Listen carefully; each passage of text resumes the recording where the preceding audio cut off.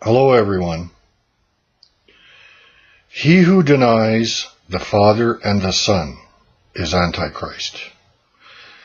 1 John 2:22. In this video, I'd like to show you clearly and decisively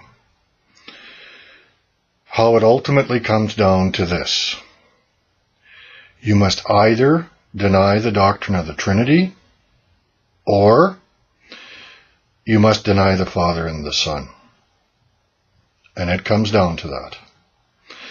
And to deny the Father and the Son is Antichrist, as John says. You just have to think about it a little bit, not very much. In the doctrine of the Trinity, the Holy Spirit is not the Father, and the Father is not the Holy Spirit. In the doctrine of the Trinity, the Son is not the Holy Spirit, and the Holy Spirit is not the Son.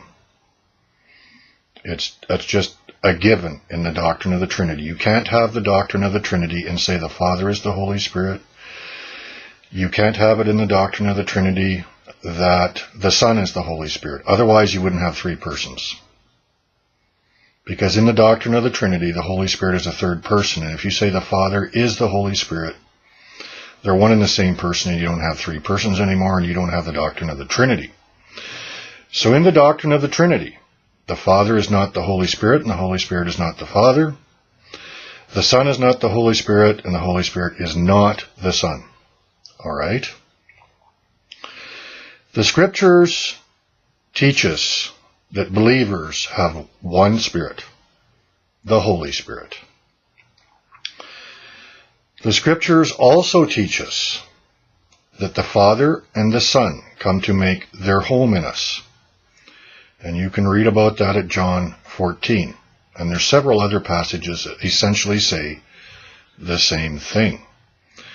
God is at work in believers, for example. Christ in you, a common New Testament phrase. Jesus, the Son, is in true believers. God is in true believers. Just as Jesus promised, he said, we will come to make our abode or our home in you. And here's the problem in the doctrine of the Trinity. When the Holy Spirit comes into you, in the doctrine of the Trinity, that is not the Father. When the Holy Spirit comes into you, that is not the Son. Okay? So how could the Father and the Son possibly be in you? Do you have three spirits? The Scriptures say we have one Spirit. And the Scriptures also say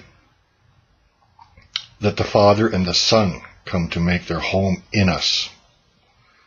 How is that possible unless the Father and the Son are that one Spirit? And that's precisely what the doctrine of the Trinity denies. Okay? So you have a choice. You have a choice.